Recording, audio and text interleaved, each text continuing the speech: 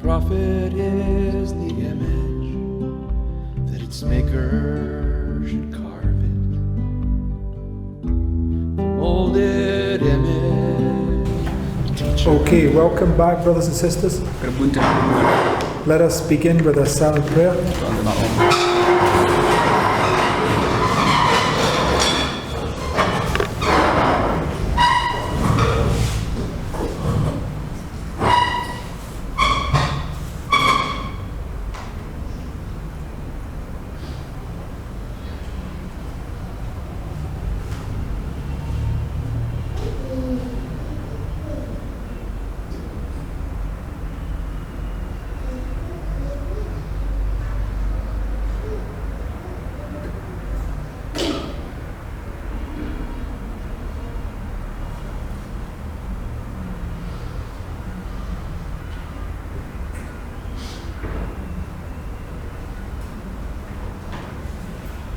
Amen.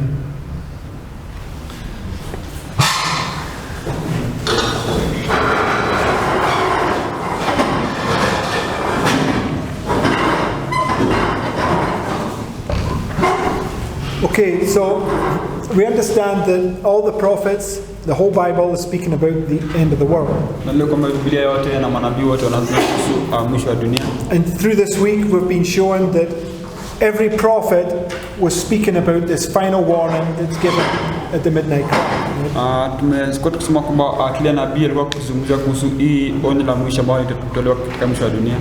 Now, what I want to do, we're going to start with this point right here. We were sure that this is a waymark, right? 1798 is a waymark. And a waymark has two sides to it. If you're on this side, right, you're coming towards it. So when you reach the waymark, it's the end, right? Right? But when you're on this side of that waymark, you're going away from it, and therefore it's the beginning, right? So that's how we understand that when you get to the end of it, it's marking this destruction that's at the end of the 1260, right?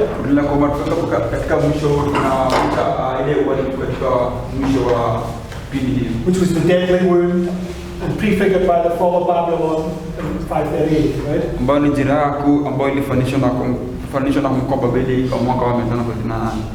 But when you're this side of it, so when the waymark's here, it's going this way, right? It's the beginning, right? Sister Weiss is very clear, the time of the end is the Sunday law. We put all this in place, right? So right here, it's the beginning, and it's now going this way, right?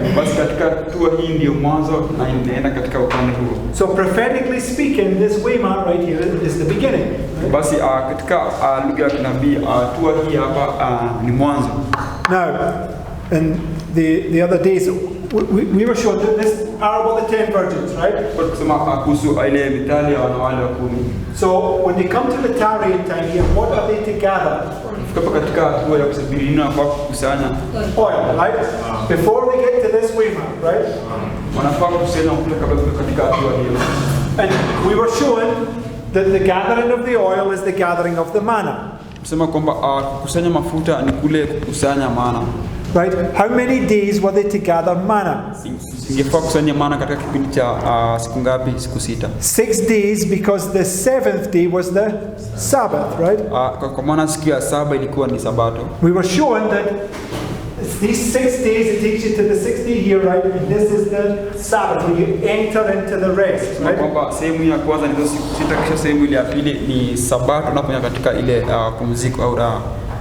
So, and those 6 days where they were to gather in manna, the 7th Sabbath, is based upon creation week, right?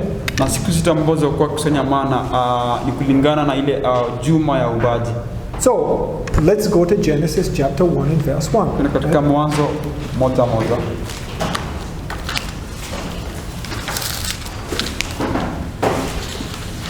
Nasema Hapo mwanzo Mungu aliziumba mbingu na nchi. And let's read verses 2 to 4. Anayo nchi ilikuwa ukiwa tena utupu, na giza lilikuwa juu ya uso wa vilindi vya maji. Roho ya Mungu ikatulia juu ya uso wa maji.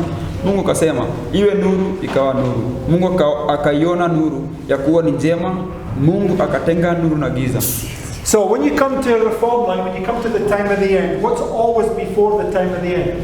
Basi katika laini ya matengenezo inatangulia Darkness and captivity, right? Ni giza na utumwa. So it says right here, verse 1, in the beginning, right? Nasema kwamba hapo mwanzo. So all point to the end of the world, right? And here's the beginning. Yote nazungumza kuhusu mwisho dunia na hapa ndio mwanzo. What comes? Nini nakuja? Light, right?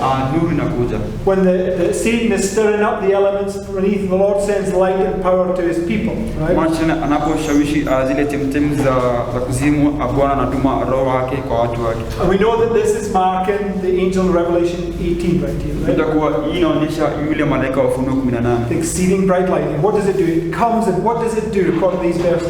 Ile nuru ingao, ifikapo inafanya kulingana mafungu haya. It divides the light from the darkness, right? Two classes. Ifikapo inatenganisha nuru na giza, basi kuna makundi mawili. Children of light, children of darkness. The two classes get separated there, right according to Matthew 25, right? Wana wa giza na wana wa nuru kulingana na Mathayo 25 katika hatua hiyo. So, what day was man created? Mwanadamu aliumbwa siku gani? The sixth day, right? And when they gathered manna, what did they get on the sixth day? The double portion, right? Walipokusanya mana walipata maradufu mana ile siku ya sita. And we went right there, we were showing that Ezekiel right here, Elisha right here gets this double portion, right? Ndio kwamba katika hatua hii anapata roho ya Elia maradufu. And on the sixth day, how did he make man? Na siku ya sita Bwana alimuumba mwanadamu kivipi? He made him perfect in the image of God, right? Alimuumba akiwa kamilifu kwa. So this is what is a reform line. What does it do? What we spoke with? What's reform? Nini maana kutengeneza tena? We're reforming man, right? Tunaumba tuna mwanadamu. Right? God gathered together Adam from the dust of the earth and he breathed into him, right? So he was forming him, right?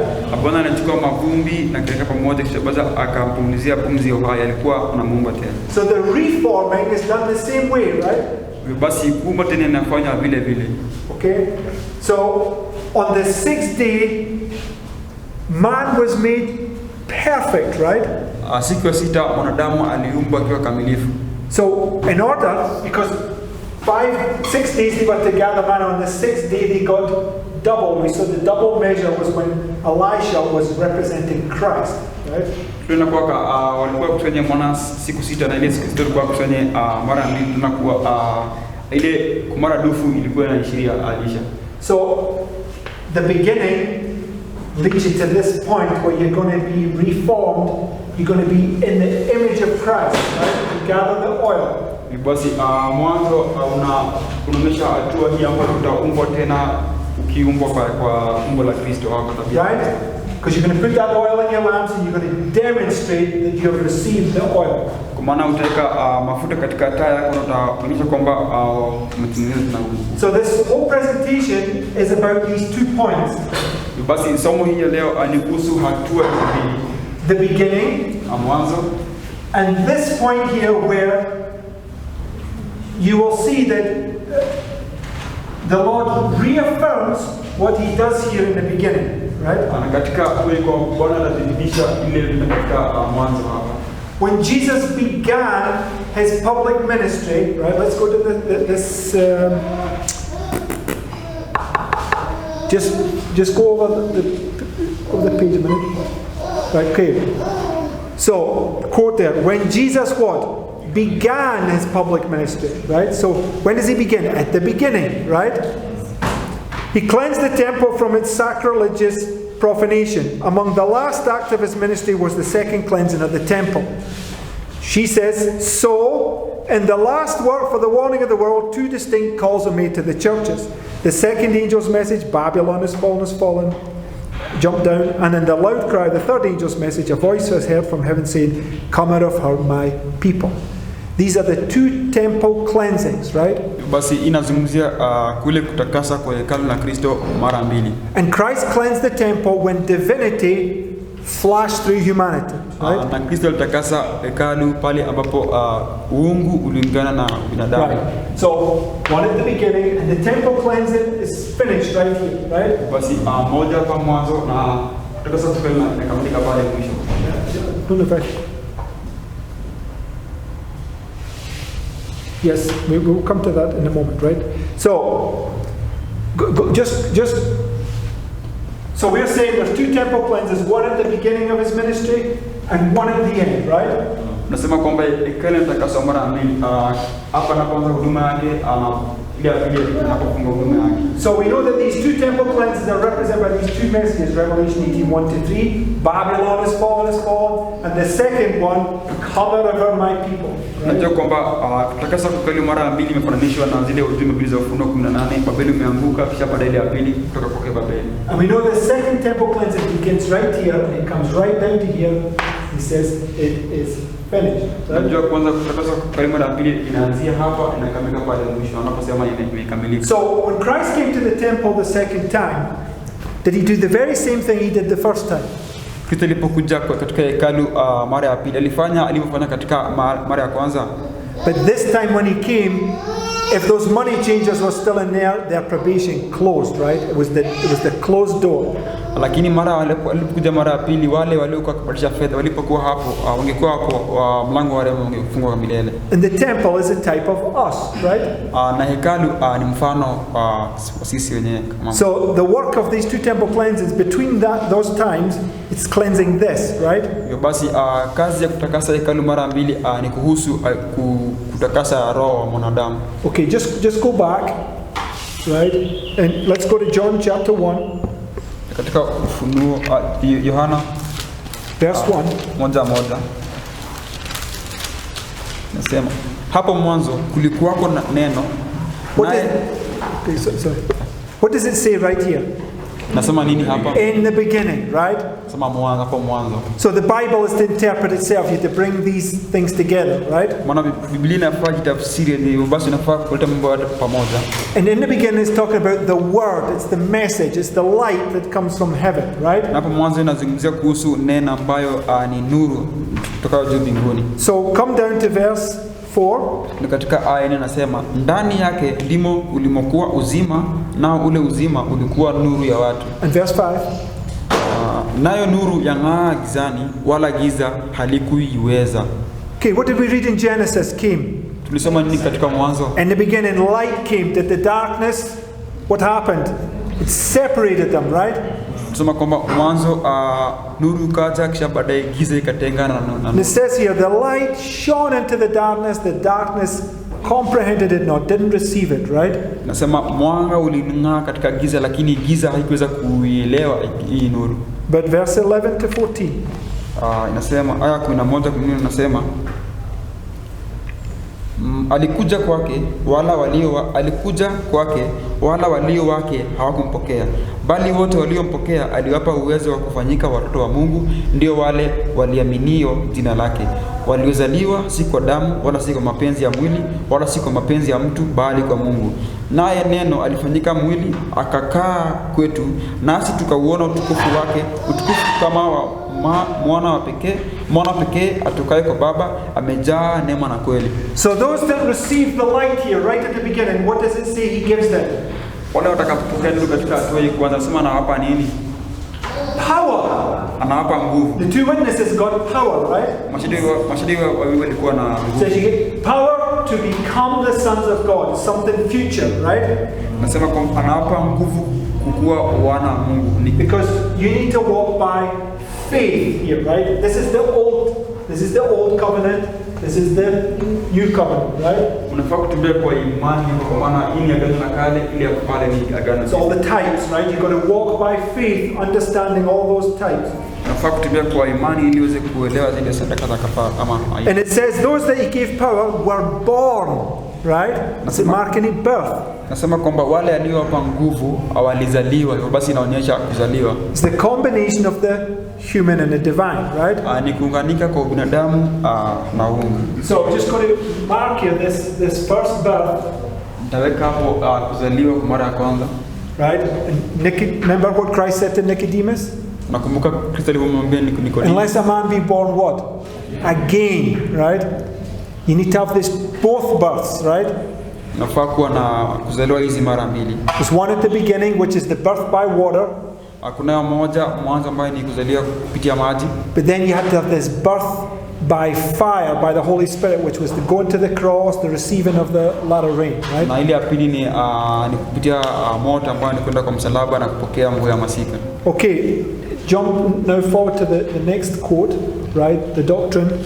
It says, the doctrine of the incarnation of Christ in human flesh is a mystery, even the mystery which hath been hid from ages, from generations. It is the great and profound mystery of godliness. The Word was made flesh and dwelt among us, right? It's this mystery of godliness, right? It's the incarnation.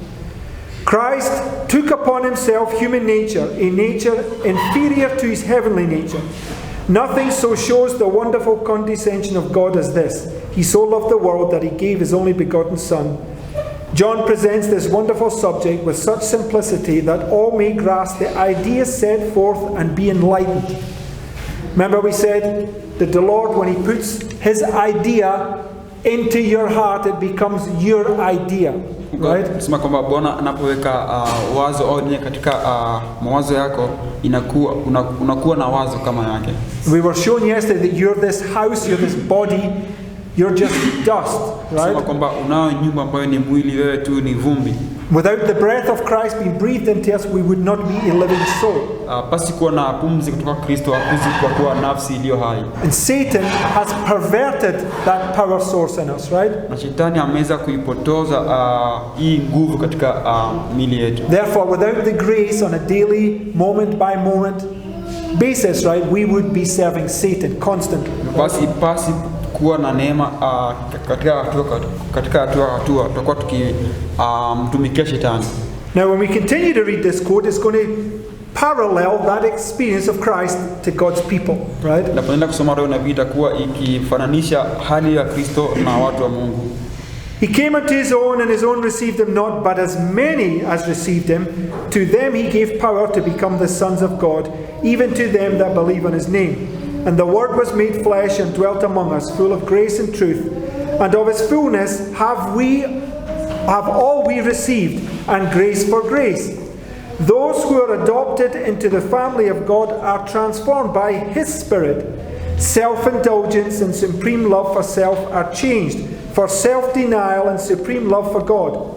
No man inherits holiness as a birthright, nor can he by any methods that he can devise become loyal to God. Without me, Christ says, ye can do nothing. Human righteousness is as filthy rags, but with God all things are possible. In the strength of the Redeemer, weak, erring men can become more than conqueror over the evil that besets him. So when the Sunday law comes, what must God do for us? He must give us this power, right? Why? Because Satan has come down with much power. And you can do nothing of yourselves, right? So if you don't receive the light when it comes, what are you in? Darkness. And you're the children of darkness. Okay, next quote, right? It will confirm this bit about the two temple cleansings. In the cleansing of the temple, Jesus was announcing his mission as the Messiah and entering upon his work. That temple erected for the abode of the divine presence was designed to be an object lesson for Israel and for the world. From eternal ages, it was God's purpose that every created being, from the bright and holy seraph to man, should be a temple for the indwelling of the Creator. Because of sin, humanity ceased to be a temple of God. So what are we not? We're not a temple of God, right? So only only by grace can it outdo Satan who's sitting on our hearts, right? Kupitia kwa neema tu ambayo shetani anaweza kuondolewa katika roho zetu. Darkened and defiled by evil, the heart of man no longer revealed the glory of the Divine One. But by the incarnation of the Son of God, the purpose of heaven is fulfilled. God dwells in humanity, and through saving grace, the heart of man becomes again his temple. Right? So, how is Christ going to manifest himself on the earth at the end of the world? Kristo atajifunua vipi mwisho wa dunia? Through his people. Kupitia watu wake. So if Satan counterfeits everything, how is Satan going to manifest himself on earth at the end of the world? Ikiwa shetani ana kila kitu, atajifunua vipi katika mwisho wa dunia? Right? Got to get this point, right? We'll come to this at my last presentation. Nafahamu leo ila kintarejelea katika somo la mwisho. Okay. God designed that the temple at Jerusalem should be a continual witness to the high destiny open to every soul. But the Jews had not understood the significance of the building they regarded with so much pride. It was just a type of themselves, right? Basi hekalu ilikuwa tu ni mfano wa mili zao zenyewe kama Wayahudi. They did not yield themselves as holy temples for the divine spirit. The courts of the temple at Jerusalem, filled with the tumult of unholy traffic, represented all too truly the temple of the heart, defiled by the presence of sensual passion and unholy thoughts. From the earthly desires, the selfish lusts, the evil habits that corrupt the soul, the Lord whom ye seek shall how is he going to come? Suddenly. How does the midnight cry come? Suddenly, right? So he suddenly comes to his temple here. Anakuja katika hekalu lake kwa ghafla. And he suddenly comes to his temple here. Anakuja pia vile katika hekalu lake kwa ghafla katika hatua hiyo.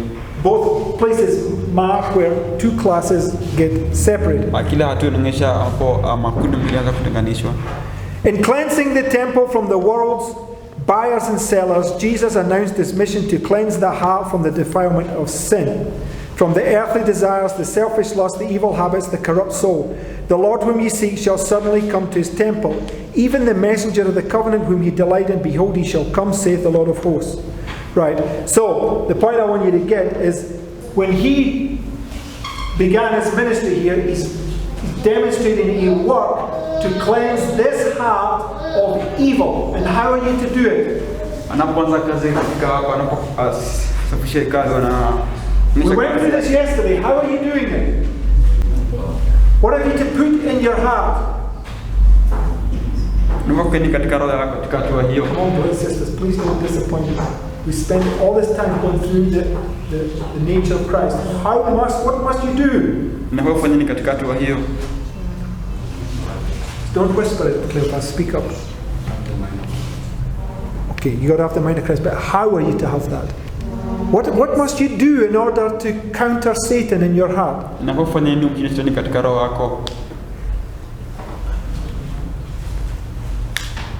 Can't believe that everybody's forgotten since yesterday. What are you to receive? God's ideas, which is His word, right? The word is the power, right? So the gathering of the oil, the gathering of the manna is the gathering of the word, right? Right? Because he suddenly comes and sweeps out those that have not been keeping up with the light right here, and he's going to do the same again right here.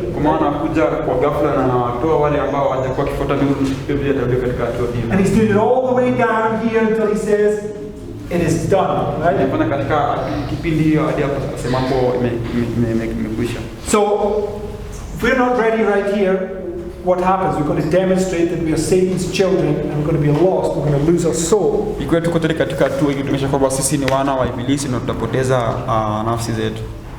Okay, go to Matthew chapter 24 and verse 7.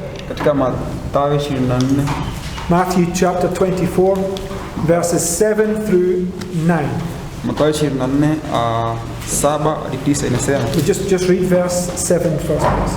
Kwa maana taifa litaondoka kupigana na taifa na ufalme kupigana na ufalme, kutakuwa na njaa na matetemeko ya nchi mahali. Which sign is this, and where do we put it on our line? Hii ni ishara gani katika laini yetu? It's the shaking of the earth, right? Tetemeko wa nchi. Where do we put it? The sundial, right? It's this right here, the angry nations, the shaking of the earth, right? Ni hatua hii ya shida Jumapili. Okay, and it says, when that happens, verse 8. Nasema kwamba aya 8 nasema, hayo yote ndio mwanzo wa utungu. All these are the beginning of the birth pangs, right? Sorrows means birth, right? So, right here, when Christ began to cleanse the temple, what's he beginning to do? Katika hatua hii Kristo anapoanza kutakasa hekalu, nini anaanza kufanya? He's beginning to reform you, right? To make you be reborn, right? Anaanza kukutengeneza upya ili uzaliwe tena upya. It's your first birth, but what must you have? Ani kuzaliwa kwa mara lakini unafaa kuwa na nini? The second birth, right? Unafaa kuwa na ile kuzaliwa. But the only way you can go through that second birth is if you're gathering the oil, right? Na ili kupitia katika kuzaliwa mara ya pili lazima uko na kusanya mafuta. And he says here, all these are the beginning of sorrow. So this is also marking the beginning, right? Basi pia inaonyesha mwanzo. So you have lots and lots of testimonies showing this is the beginning, right? Na mashahidi ambayo katika hatua hii ni mwanzo. Okay, now go to 1 John chapter 2. This is where I want to look at, right? Na katika waraka wa kwanza wa Yohana. 1 John chapter 2 and verse 7.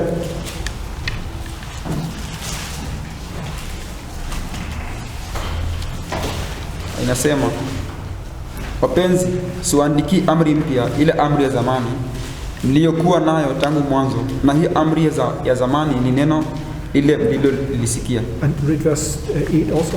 Tena nawaandikia amri mpya, neno lililo kweli ndani yake na ndani yenu, kwa kuwa giza linapita na ile nuru ya kweli imekwisha kung'aa. Okay, right? So John is saying, I'm not giving you a new commandment, right? Yeye anasema kwamba siwapi amri mpya. What commandment is he giving you? Anawapa amri gani? No. It tells you in the verse. What commandment is he giving you? Anawapa amri katika fungu. The same one that you got in the beginning, right? Ile mliopokea hapo awali hapo mwanzo. Right? So what I want to understand, John, right here, he's speaking to the lost sheep right here. These ones that are getting this last warning message. Yohana anazungumzia wale ambao wanapokea hiyo onyo la mwisho katika hatua hiyo. And he's telling you, listen, the commandment here is not any different to the commandment you got here. Right? Amri katika hatua hiyo si tofauti na iliyopokea katika hatua hii. Okay, the 12 disciples, what commandment were they given right here? Wanafunzi wale walipewa amri katika hatua hii. Go to the lost sheep of the house of Israel. Mwende kwa kondoo iliyopotea ya Israeli. Who were they not to go to? Ingefaa waende kwa nani? Don't go to the Gentiles, neither to the Samaritans, right? Msiende kwa watu wa mataifa au wa Samaria. It's not time, right? Because what's got to happen before you can go to them? Nini nafaa itendeke kabla unaenda kwa watu wa mataifa? What you have to have removed? Nini nafaa kwanza umetoa? The beam out your own eye, right? Uko katika macho yako. You can't go and tell somebody they're a sinner when you're a sinner. Wezi roho mtu mwingine kwamba ni dhambi hali wewe mwenyewe ni dhambi. Right? You got to have your sins blotted out. This is what John happened to John, Ezekiel, Jeremiah. They all came out the belly and they were holy, right? Ndio maana manabii wote kutoka katika tumbo la samaki nao walikuwa watakatifu. Right. So he says again. Anasema tena. So he's giving you the same commandment he gave at the beginning. He says the darkness is past and the true light now shineth, right? Anasema kwamba giza imepita na ile nuru la kweli sasa inang'aa sasa. Okay? So John wants you to understand something about here, this midnight cry. It's this great message of light that's going to go forward. Nataka kwamba uelewe kuhusu kilio cha usiku manane kama ujumbe ulio mkuu ambao itatolewa kwa nguvu. Okay, you'll see as we go through, right? Tutaona tunapoendelea. Go to John chapter 13, verses 34 and 35. Na katika Yohana 13, Because he's going to tell you what the new commandment was.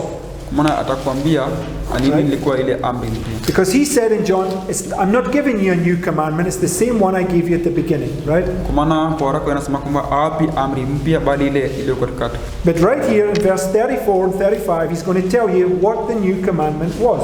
Yaani katika aya 34, 35 anakuambia ni nini hiyo maana ya amri hiyo mpya ambayo anawapa. Nasema amri mpya nawapa, mpendane kama vile nilivyowapenda ninyi, nanyi mpendane vivyo hivyo. Hivyo watu wote watatambua ya kuwa ninyi mmekuwa wanafunzi wangu, mkiwa na upendo ninyi kwa ninyi. So what's the commandment they were given at the beginning? To love one another, right? Amri ile pamoja ni kupendana au kwa wao. Can you love your brother in your own strength? Unaweza kupenda ndugu kupitia nguvu zako wewe mwenyewe? No, what did we learn yesterday? What's the condition of our heart?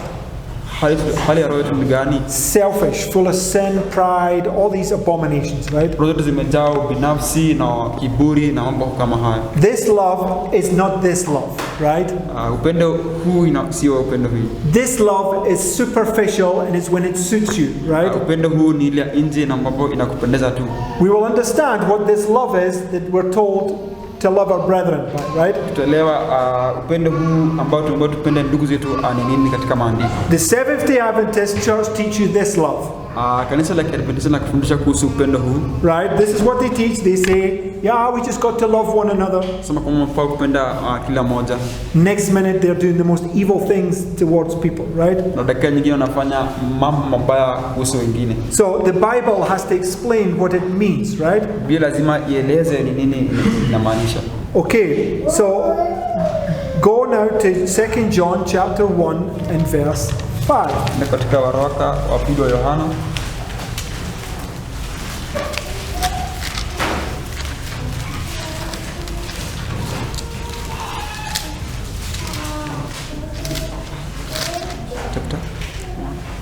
chapter 1 and verse 5.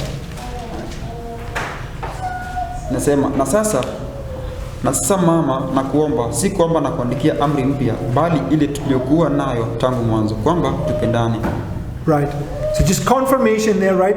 The commandment that he's giving you is the same one that he gave you at the beginning, right? Sema kwamba amri anayokupa ni ile aliyokupa hapo mwanzo. And the commandment you got at the beginning was to love one another. Na amri uliyopokea hapo mwanzo ni kupendana kwa. And I want you to understand how to understand that to love one another means that you're to go to the lost sheep of the house of Israel. Nataka uelewe kwamba hivi unaishi kwamba unapenda wao wengine ni kuenda kwa kondoo Israeli iliyopotea. And we'll see how those two thoughts link together in a moment. Hizi ambavyo wazo hizi mbili zinakutana pamoja. Go to John 15 and verse 12. Katika Yohana 15:12.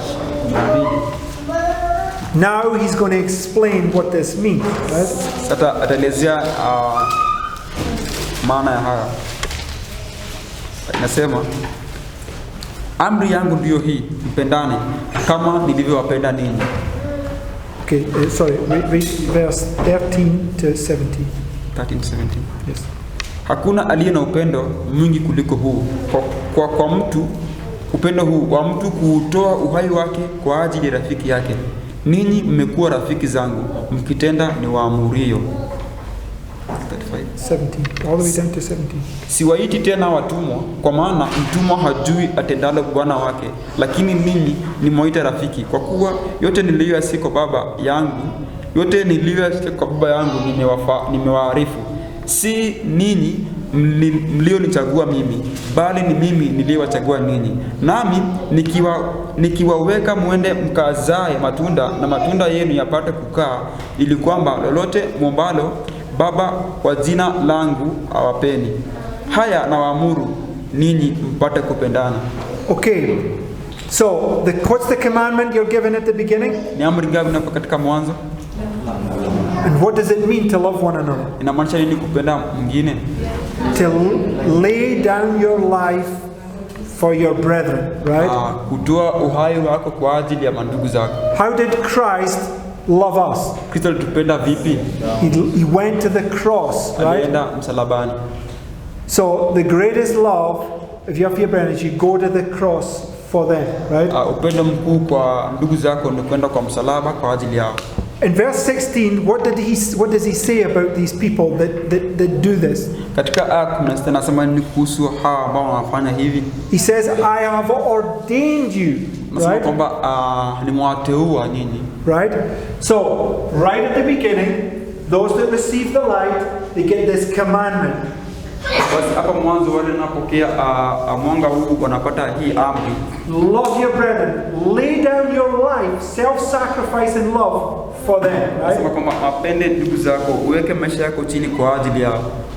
Okay. Go next quote from Desire of Ages 2:90. Nasoma leo nabii. And he goeth up into a high mountain and calleth unto him who he would. And they came unto him, and he ordained 12. Right? So who was it that got ordained? Waliweza kuteuliwa na Kristo. The 12 disciples, right? Wanafunzi 12. So we know here, I'm pretty sure this, right? He ordains 12 right here, right? Kwamba katika hatua hiyo anawateua au anaita wale 12. So let's go to Matthew 10. Ni katika Mathayo 10.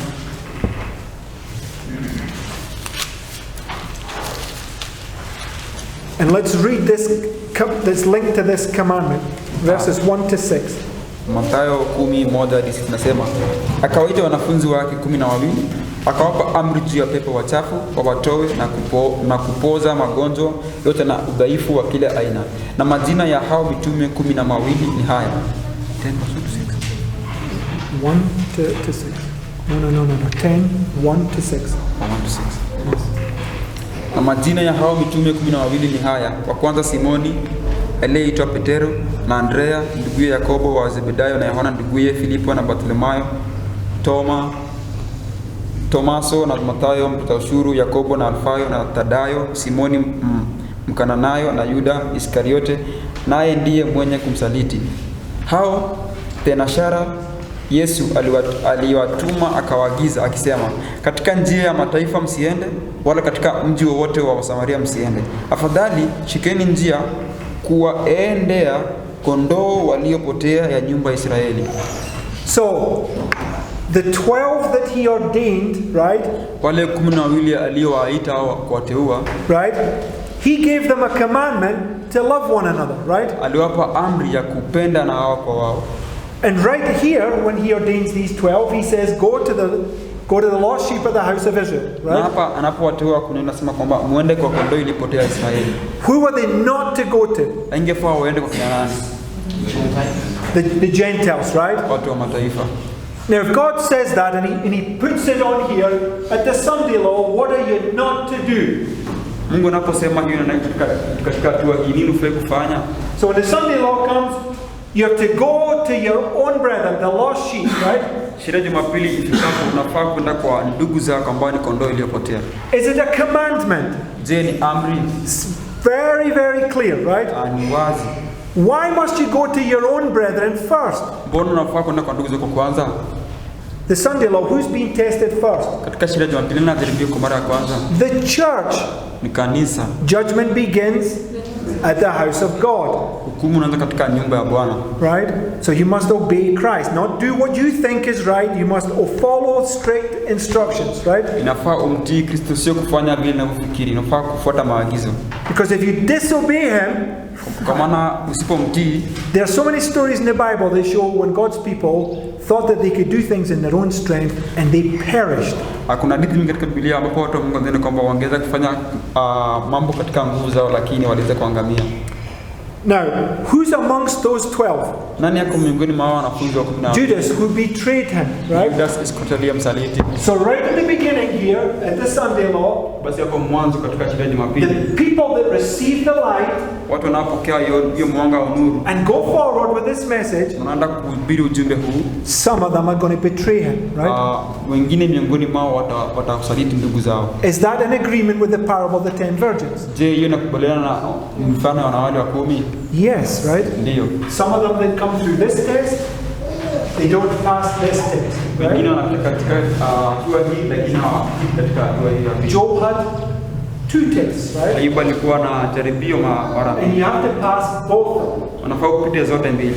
There's two births, right? You have to go through both experiences. Kuna kuzaliwa mara mbili, nafaa kupitia katika hali zote. Now go to John 6 and verse 64. Na katika Yohana 6:64 inasema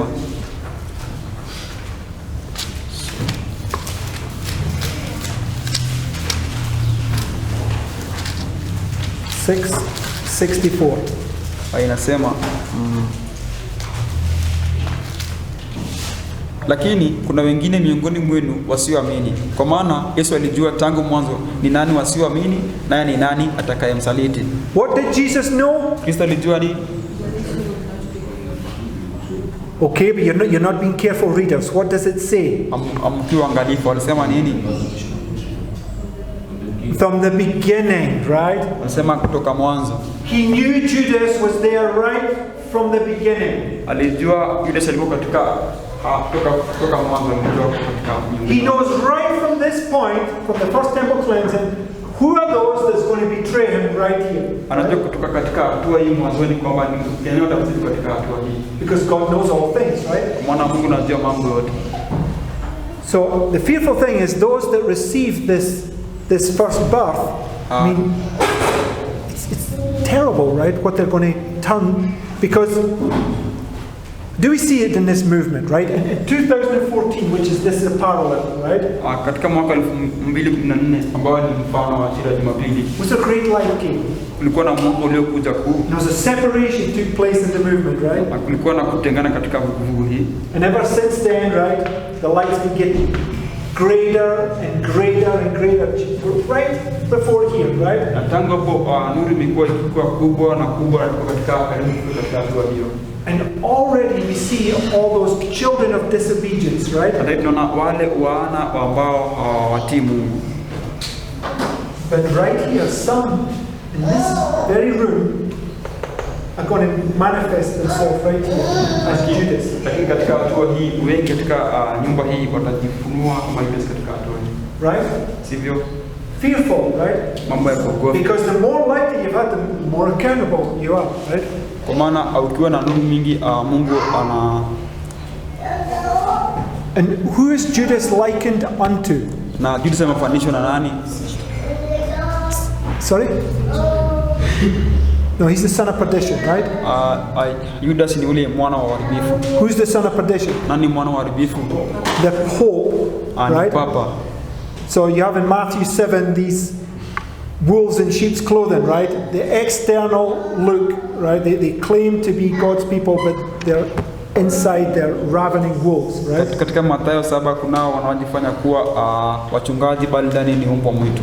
It's all going to be manifested whether you've been gathered in this oil or not, right there, right? Utafunuliwa ile umekusanya mafuta haula. Go to John 8 and verse 44. Na katika Yohana 8:44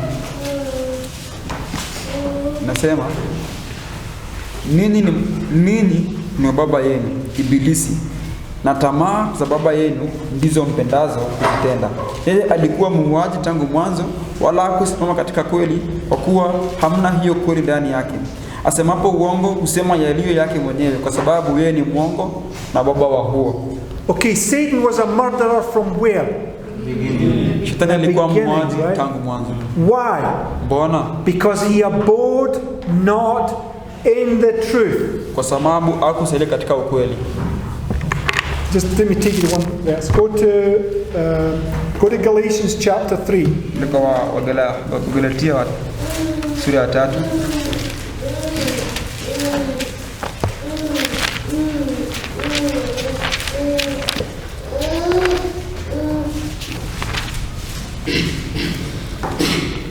Let's read verses 1 to 3. Some aya ya kwanza hadi 3. Nasema, enyi Wagalatia, msio na akili. Ni nani aliyewaroga? Ninyi ambao Yesu Kristo aliwekwa mbawazi mbele ya macho yenu, ya kuwa amesulubiwa. Nataka kujifunza neno hilo moja kwenu. Je, mlipokea roho kwa matendo ya sheria au kwa kusikia kuna kutokana na imani? Je, mmekuwa wajinga namna hii? Baada ya kuanza katika roho, mnataka kukamilisha sasa katika mwili? Okay, what does he call the Galatians? Anaita Wagalatia kuwa kina nani? Foolish, right? Anaita kuwa wapumbavu. How did they begin? Walianza vipi? In the spirit, right? Walianza katika roho. How did they end? Walimalizikia vipi? In the flesh, right? Walianza katika mwili. How did it happen? Ilifanyikaje? They were bewitched. Walirogwa. What is witchcraft? Ni nini urogi? What is spiritualism?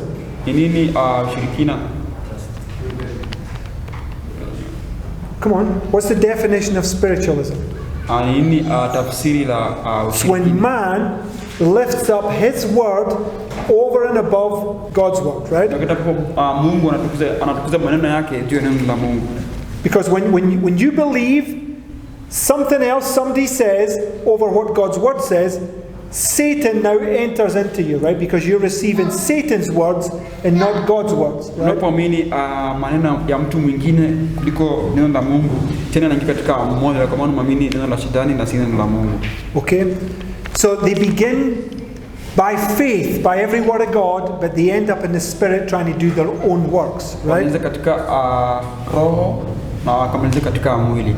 So it's a group of people, kundi la watu, that start in the spirit. They have this desire for their brethren, the desire to follow God, right? Wanaanzia katika roho, wananuia kumfuata Mungu na wanapenda ndugu zao. Okay, so in 2014, what doctrine was one of those doctrines that came that's in agreement with what we're just reading? Katika mwaka 2012 ni fundisho gani iliyokuja kulingana tuliyosoma katika mafungu haya? No public evangelism, right? Hakuna kufanya mikutano ya hadhara kwa dunia. And for me, when this came, I thought, oh, it makes perfect sense. I even understood this before all this came around, right? Na kwangu ilipokuja nilipokea kwa maana nilikuwa nimeelewa hata kabla hajatokea. If you want to go and ask the other side, they'll blame you, say it was me, I was the one that brought this doctrine in, but that's a lie, right? Nakuuliza hao wenyewe wanasema kwamba ni yeye ndiye alileta fundisho hili, lakini ni uongo. It was Jeff that brought it in. I just understood it. Ni ndugu Jeff aliyeleta, yeye tu mwenyewe aliweza kuelewa. It was just easy for me to see. When I looked at the church, I thought, why on earth would I bring anybody into this church? Ilikuwa kwangu rahisi kuelewa, kwa nikajiuliza kwamba nikaangalia kanisa nikasema nawezaje kumleta mtu katika kanisa kama hii? Why would I bring them in here? They would look at this and go, no way, I'm not staying here, and they would be gone. Ningeona katika kanisa wangesema siwezi kaa hapa, basi wangeondoka waende rudi dunia. Was it not in one of the churches here in this city only about a month or so ago they were all beating each other up? Haikuwa katika kanisa moja ya mji ambao walikuwa wanapigana wenyewe kwa wenyewe. So whose spirit was there? Ni roho ya nani katika kanisa hiyo? Okay. So we have to understand this, right? Kwa tuelewe hii. So the commandment given in the beginning is no public evangelism, right? Amri inayopewa katika mwanzo ni kwamba hakuna kufanya because if you go do public evangelism, you don't love your brother. Basi unapofanya kazi za kufanya mkutano ya hadhira kwa dunia, haupendi mandugu zako. Right? First of all, you're trying to do a work that you've not been ordained to do by Christ. Ya kwanza unafanya kazi ambapo Bwana Mungu hajaza kukuteua ufanye kazi kama hiyo. The word says there's a time for everything, right? Biblia inasema kwamba kuna wakati wa kila jambo. And when your door is about to close, it's no time to be going doing another work when God has said, love your brethren, take the message to them, right? Wakati mlango karibu kufungwa, si wakati wa kwenda kuhudumia, bali nafaa kuenda kwa ndugu zako. Right. So when you get here, he says, there's no new commandment. What's the no new commandment? What did we just read in Galatians? They begin in the spirit, they end up in the flesh. What rebellion takes place here?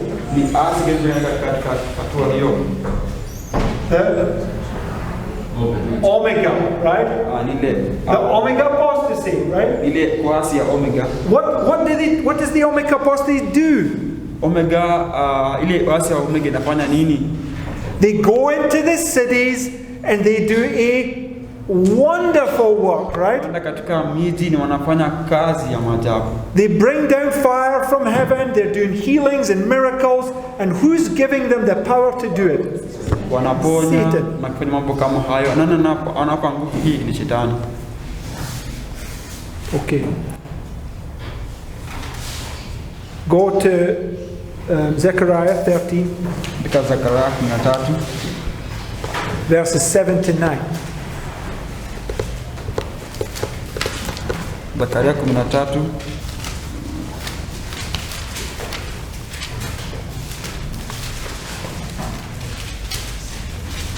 7 hadi 9 inasema, amka upanga juu ya mchungaji wangu na juu ya mtu aliye mwenzangu, asema Bwana wa majeshi.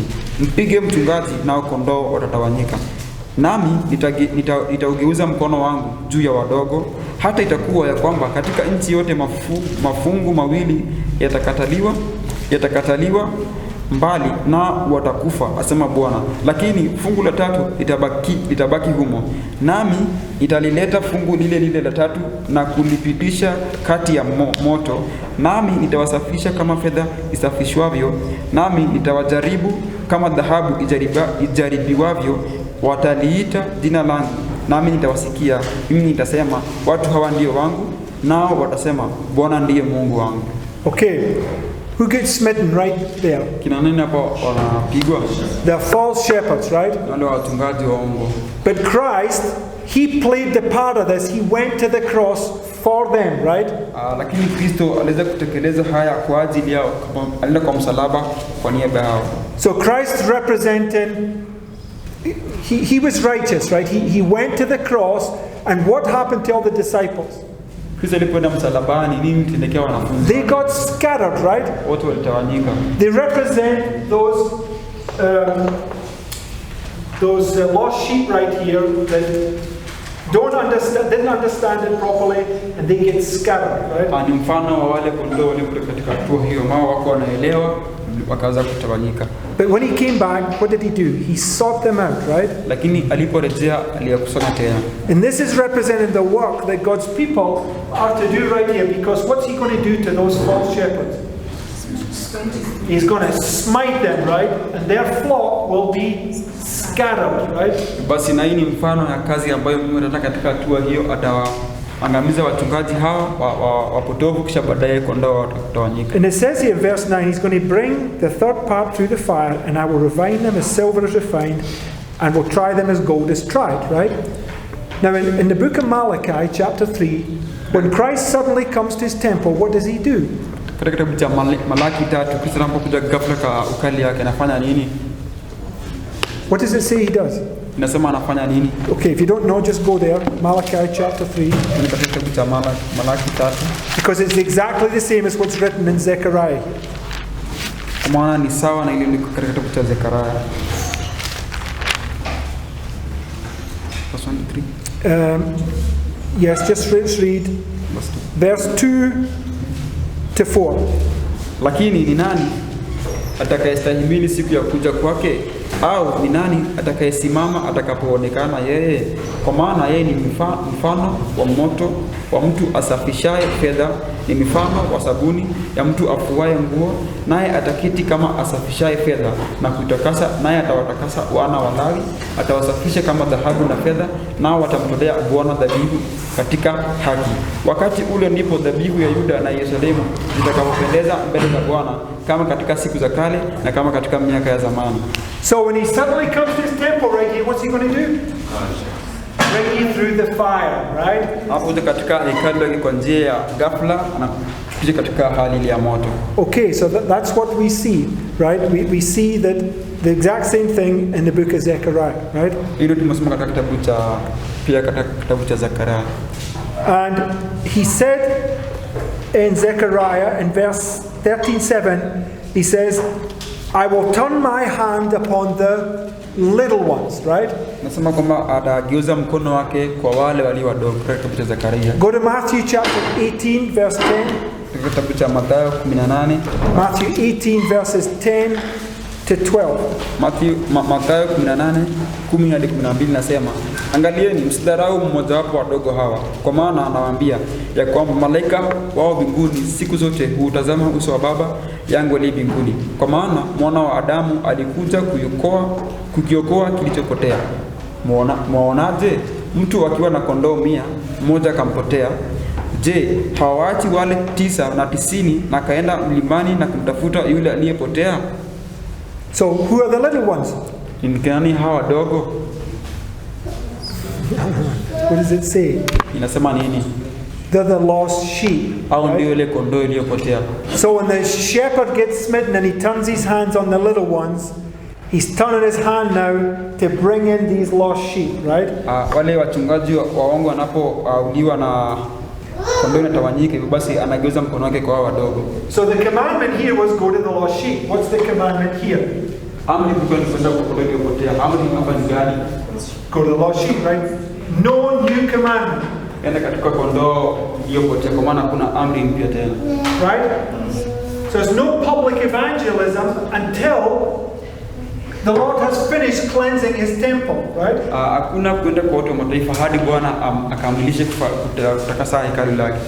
And we know that once he's finished with his people, now he's going to go to the Gentiles, right? He has a people that are holy, have gone through the image of the beast test, and then he will take them to the world. Najua kwamba anapokamilisha kazi yake na watu wake, sasa atakuwa na watu ambao ni watakatifu, kisha baadaye atawatuma kule duniani.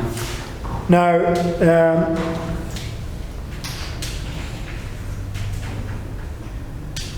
how much? How long have been going, Gibson? 56. Okay, 56.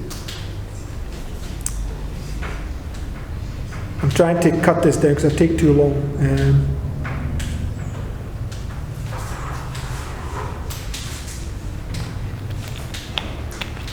Okay, excuse me.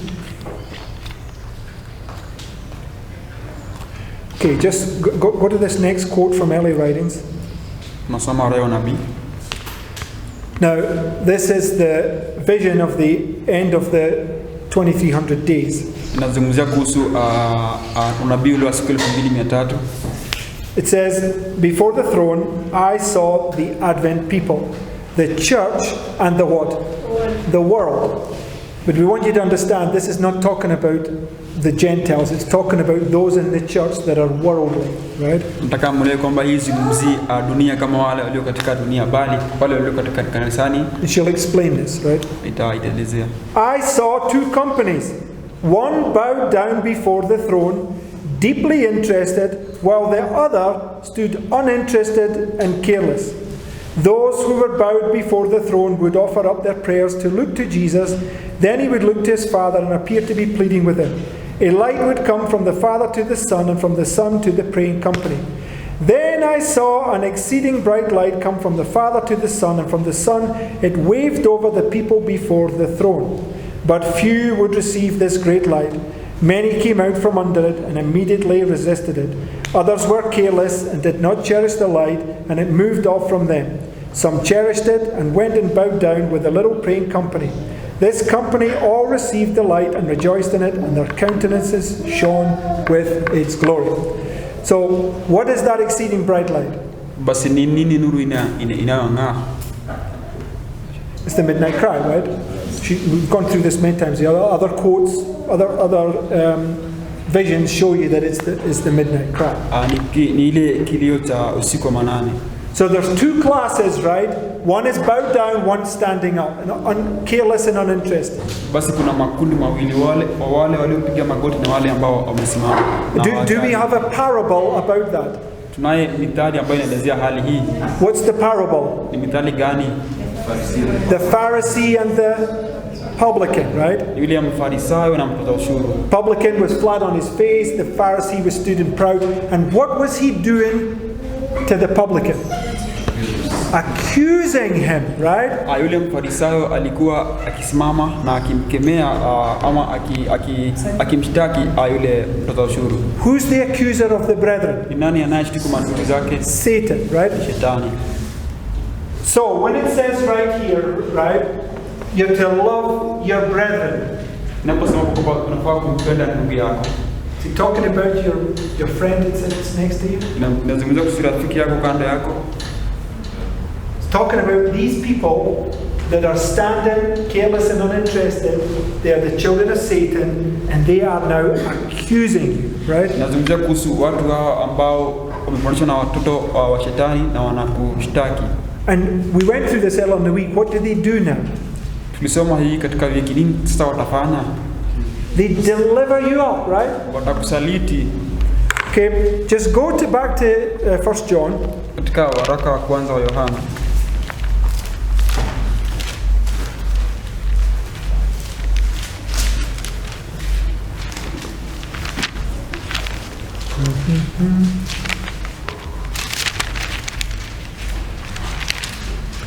And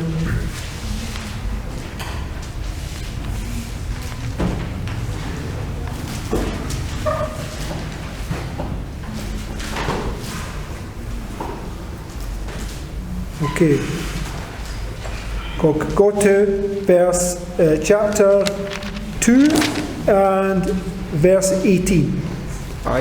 Waraka kwanza Yohana sura ya 2 aya 8 nasema watoto and read verses 18 to 24. Okay. Waraka kwanza Yohana sura ya 2 18-24 anasema watoto, ni wakati wa mwisho, na kama vile mlivyosikia kwamba mpinga Kristo yuaja, hata sasa wapinga Kristo wengi wamekwisha kuwapo. Kwa sababu hiyo twajua ya kuwa ni wakati wa mwisho. Walitoka kwetu lakini hawakuwa wa kwetu, maana kama wangelikuwa wa kwetu wangalikaa pamoja nasi. Lakini walitoka ili wafunuliwe kwamba si wote walio wa kwetu. Nanyi mmepakwa mafuta na yeye aliye mtakatifu, nanyi mnajua nyote. Sikuwaandikia ninyi kwa sababu hamjui iliyo kweli, bali kwa sababu mwaijua, tena kwamba hapana uongo wowote utokao katika hiyo kweli. Ni nani aliye mwongo ila yeye akanaye ya kuwa Yesu ni Kristo? Huyo ndiye mpinga Kristo, yeye amkanaye Baba na Mwana. Kila amkanaye Mwana hanaye Baba, amkirie Mwana anaye Baba pia. Ninyi basi hilo mliolisikia tangu mwanzo na likae ndani yenu, ikiwa hilo mliosikia tangu mwanzo linakaa ndani yenu, ninyi nanyi mtakaa ndani ya Mwana na ndani ya Baba. Okay, first of all, in verse 18, who is he talking to? Katika aya 14 anazungumza kina nani? The little children, right? Which is the little ones, right? Anazungumza watoto wadogo ambao ni wale wadogo. Okay, and in one sense, the little ones is the lost sheep, right? Katika hali nyingine wale wadogo ni kondoo ile iliyopotea. But Christ is just using that expression because he knows who are his, right? So the little ones, the little children are his children, right? Basi kisi najua kwamba wale wana wadogo ni watoto wake. Because Christ says, unless you become as this little child, you will not enter into the kingdom of heaven, right? Kama Kristo alisema kwamba iwapo hutakuwa kama mtoto mdogo, mtoto mchanga, hautaingia mbinguni. So what's he saying? He's telling them, yeah, okay, we know about Antichrist, but what about all these Antichrists? Nasema kwamba tunajua kuhusu mpinga Kristo, na je, ni yapi kuhusu hawa wapinga Kristo wengi? What is Antichrist? Explains it, right? Ni nini maana ya mpinga Kristo inaeleza? Verse 22. Aya 22. He's a liar. What's he lying about? What's he denying? Mpinga Kristo ni muongo. Nini anakana? That Christ comes in the flesh right here, right? Anakana kwamba Kristo amekuja katika mwili katika hatua hiyo. Why? Mbona? Because he's the Pharisee that's pointing at the publican who gets justified by Christ, and he starts accusing him, right? Kwa maana ni yule Mfarisayo ambaye anamshtaki yule mtoza ushuru, anaanza kumshtaki. Yeah, what happened to the publican? Nini ilimtendekea yule mtoza ushuru? It's the combination of the human and the divine, right? Kwa binadamu na uungu. And this man rejects it, says, no way, I'm righteous, I do all these right things. He's this and this, right? Na Mfarisayo anasema kwamba haiwezekani wewe, anasema kwamba mimi ni wa haki na wewe unafanya hii na hii. But this person doesn't understand the plan of salvation. Lakini Mfarisayo huyu haelewi mpango wa ukombozi. He's forgotten that he was purged from his old sins at the beginning, and now he's trying to keep the law by his own strength.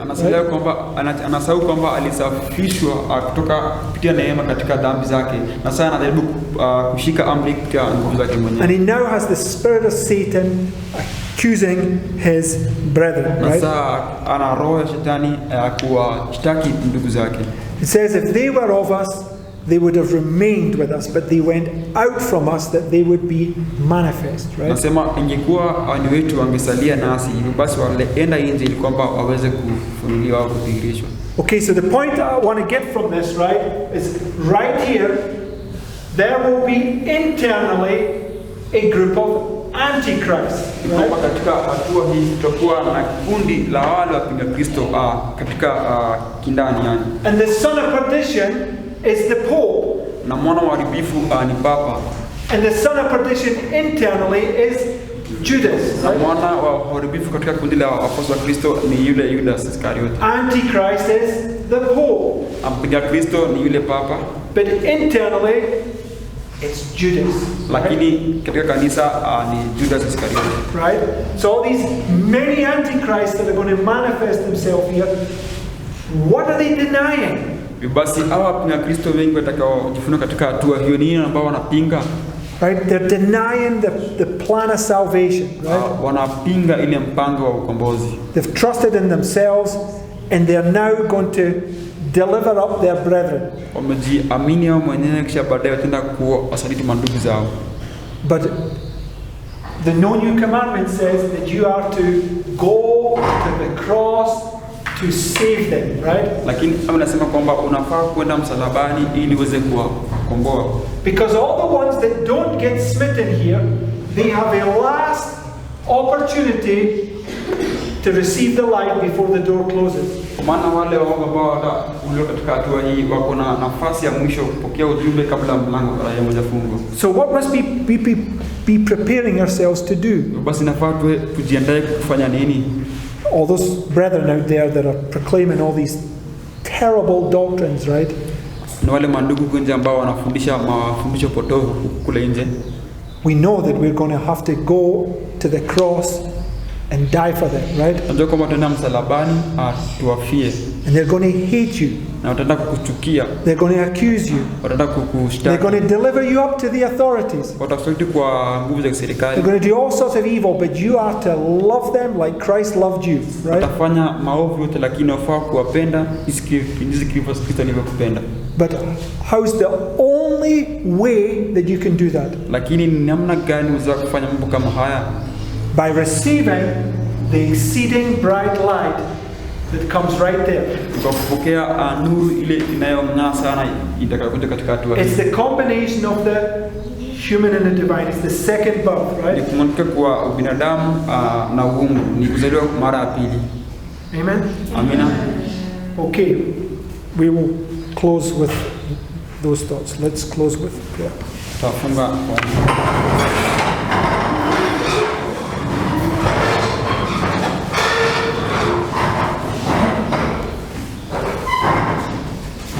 Dear Heavenly Father, Lord, there is no good thing in us.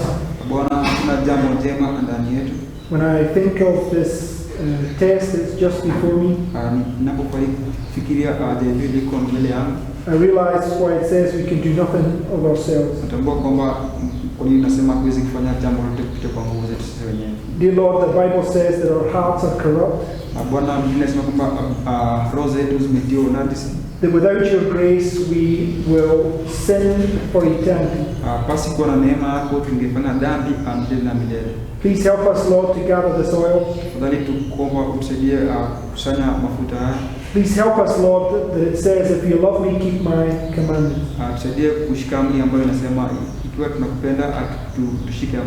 And the commandment is very clear, Father. That we are to go to the lost sheep of the house of Israel. That we are to love them like you loved us. And dear Father, we cannot do that in our own strength. Please Pour out your oil upon us, Lord. Tafadhali mwaga roho wako mafuta yako katika roho zetu. Please help us to search the scriptures and gather that manna. Tafadhali tusaidie kutafuta maandiko ili tuweze kukusanya maana hii. That we might receive the double measure. Ili tuweze kupokea maradufu. And we want to thank you and praise you for your great love upon us. Tunataka kushukuru na kutukuza kwa upendo wako mkuu juu yetu. And helping us to understand this. Na kutusaidia kuelewa hili. And we want to ask all these things in the name of Jesus. Tunataka kuomba haya yote kupitia kwa jina la Yesu. Amen. Amen.